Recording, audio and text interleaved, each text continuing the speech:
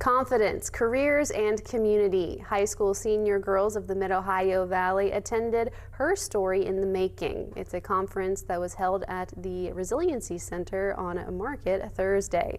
Our Cassidy Fury has more details. The Marshall University Alumni Big Green chapter of the Mid-Ohio Valley and the Wood County Commission held their first Her Story in the Making conference Thursday. President and CEO of the MOV Chamber of Commerce, Jill Parsons, said the idea stemmed from a larger statewide initiative for women in business.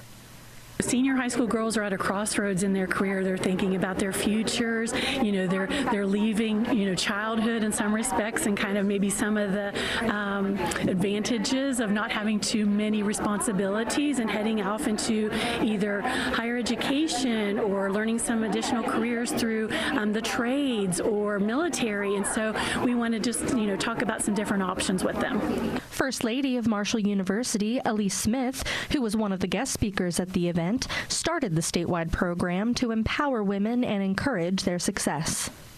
Any opportunity I have to help young women do better, learn how to advocate for themselves, build the confidence they need to succeed, to me, that's the ultimate goal. The other speakers were Phyllis Smith, anchor and producer here at WTAP, Christy Willis, superintendent of Wood County Schools, and Kathy Eddy, shareholder at McDonough, Eddy, Poling, and Bayless Accountancy Corporation. What better than to have the wonderful people that we've had as guest speakers to help them and guide them and empower and inspire. Eddy said she would love for more young women to pursue careers in finance, a career path that is often male-dominated. Actually very humbling, because you work every day, you do what you want to do, you like what you do, but for somebody to recognize you and say, you would have a good message for high school female seniors is very humbling. So I was thrilled to accept and to participate.